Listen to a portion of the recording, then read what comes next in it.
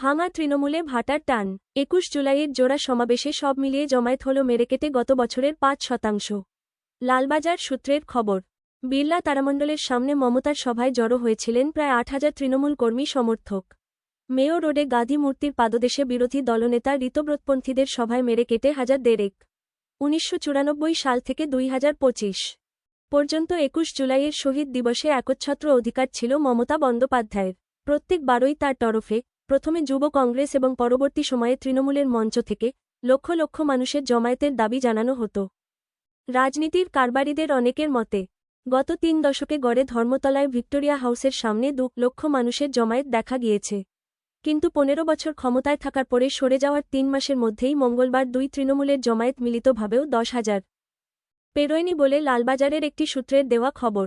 পুলিশের ওই সূত্র বলছে, বিড়লা তারামণ্ডলের সামনে মমতার সভায় জড়ো হয়েছিলেন প্রায় ৮,০০০ তৃণমূল কর্মী সমর্থক। মেয়ো রোডে গাঁধী মূর্তির পাদদেশে শামিয়ানার তলায় বিরোধী দলনেতা ঋতব্রত বন্দ্যোপাধ্যায় গোষ্ঠীর সভায় মেরে কেটে হাজার দেড়েক।